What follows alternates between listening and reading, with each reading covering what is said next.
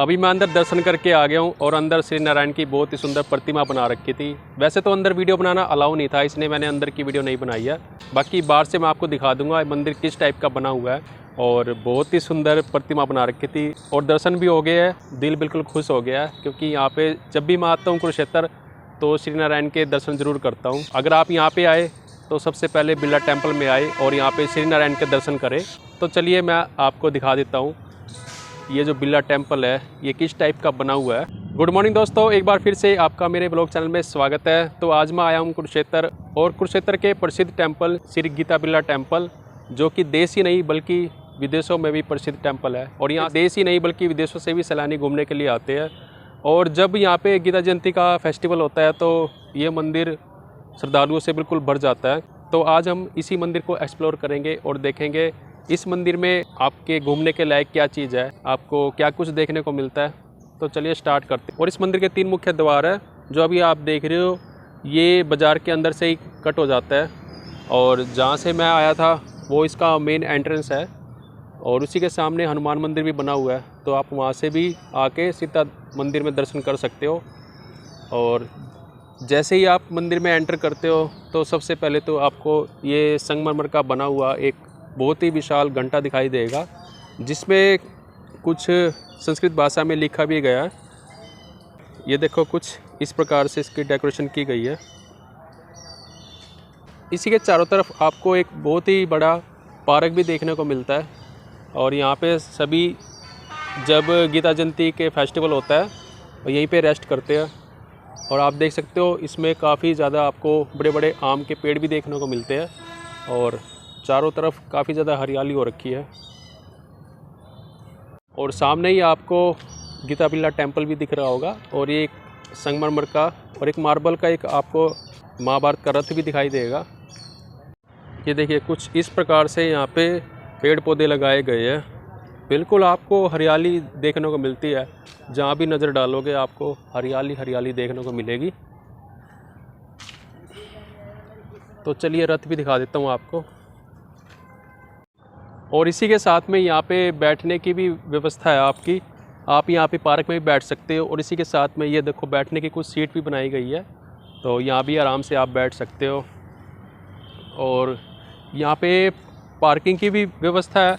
अगर आप अपने पर्सनल व्हीकल से आते हो तो इस मंदिर के बैक साइड पार्किंग भी है, वहाँ पे गाड़ी खड़ी करके आप इस मंदिर का दर्शन कर सकते हो।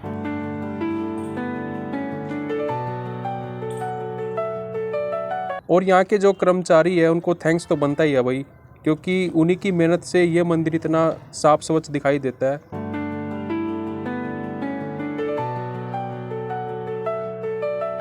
और यह मंदिर ब्रह्म सरोवर के बिल्कुल किनारे पे बना हुआ है। यहाँ से 800-900 मीटर पे ब्रह्म सरोवर भी है, तो आप ब्रह्म सरोवर भी घूमने जा सकते हो। तो ये देखो कुछ इस प्रकार से ये मार्बल का रथ बनाया गया है और इसके चारों तरफ आपको गीता के श्लोक लिखे हुए दिखाई देंगे। ये देखो कुछ इस प्रकार से इस पे गीता के श्लोक लिखे गए हैं। और ये देखो काफ़ी विशाल रथ बना रखा है मार्बल का।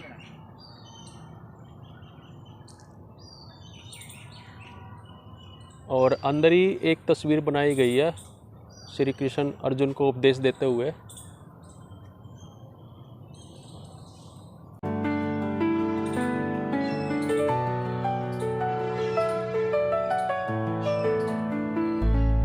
और 1952 में जो यहाँ के उद्योगपति थे श्री जुगल किशोर जी, उन्होंने सन 1952 में इस मंदिर का निर्माण करवाया था।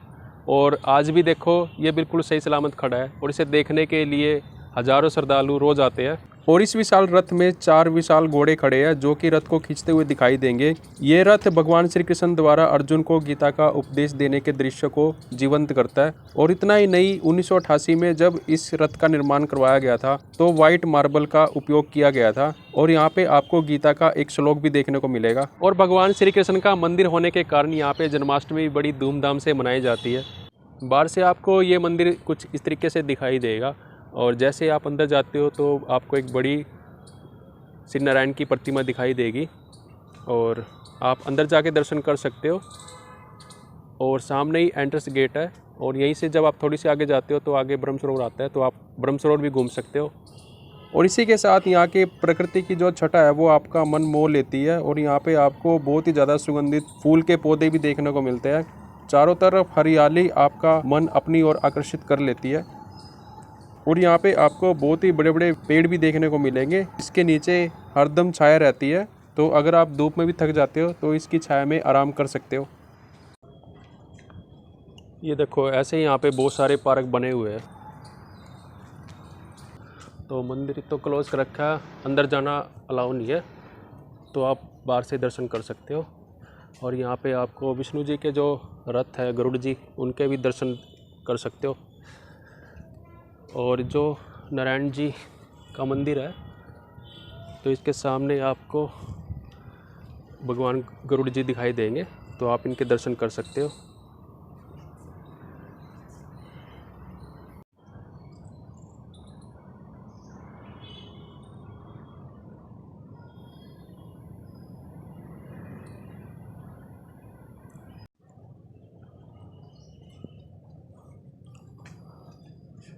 ये देखो ये एंट्रेंस कितना बढ़िया बना रखा है ना, दोनों तरफ पौधे लगे हुए हैं और बहुत ही सुंदर लग रहा है, क्योंकि बिना प्रकृति के भी कोई चीज़ अच्छी नहीं लगती।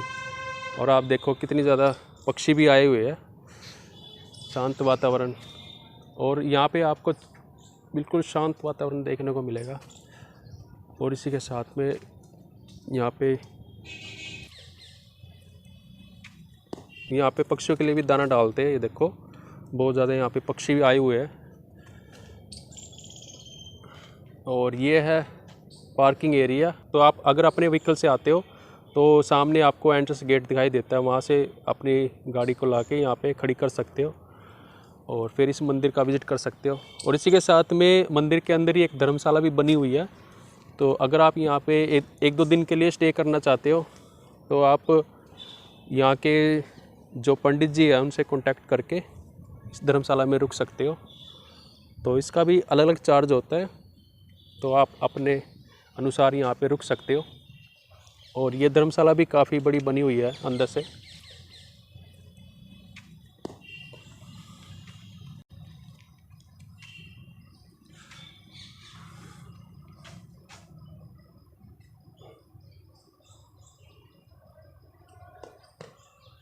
और इसके अंदर रुकने के लिए भी काफ़ी बढ़िया फैसिलिटी की गई है, तो आप आराम से यहाँ पे रुक सकते हो और मंदिर का विज़िट कर सकते हो। इसके साथ में ही आप इस सुंदर सी प्रकृति का भी एंजॉय ले सकते हो। ये देखो पेड़ पौधों की कितनी देख रेख की जाती है। तो यहाँ पे देखो अभी कुछ गेंदे के पौध लगाई जा रही है, आप देख सकते हो। और यहाँ के जो मालिक है वो इन पार्क की देखरेख में लगे रहते हैं। अभी भी आप देख रहे होंगे इतनी दोपहरी में भी देखो काम में लगे हुए हैं। और ये देखो ये कटिंग वगैरह करके कितनी सुंदर शेप दी गई है ना पौधों को।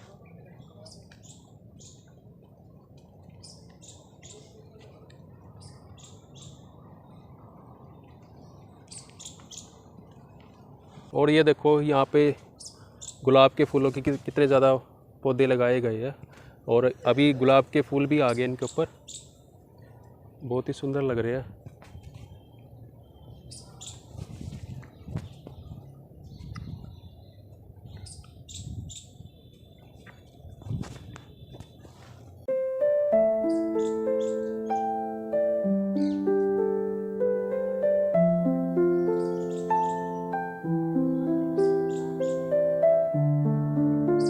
ये देखो एंट्रेंस कितना सुंदर बनाया गया है।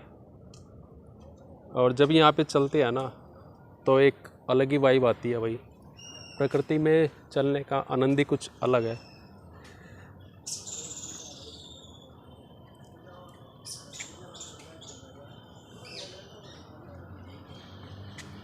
और बिरला टेम्पल के सामने ही हनुमान जी का भी मंदिर बना हुआ है, तो आप यहाँ से निकल के हनुमान जी के भी दर्शन कर सकते हो।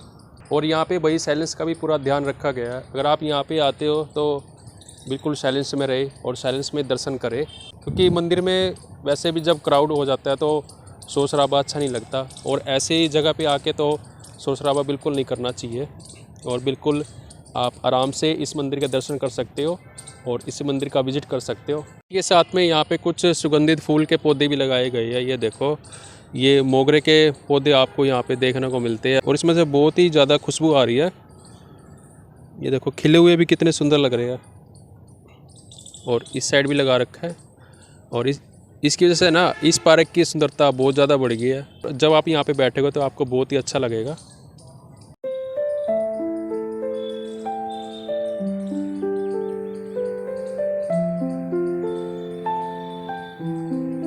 तो भाई ये था गीता बिरला टेम्पल। आपको कैसा लगा? अच्छा लगा तो वीडियो को लाइक ज़रूर करना और अगर नए आए तो चैनल को सब्सक्राइब ज़रूर करना। मिलते हैं नेक्स्ट व्लॉग में। जय हिंद, जय भारत।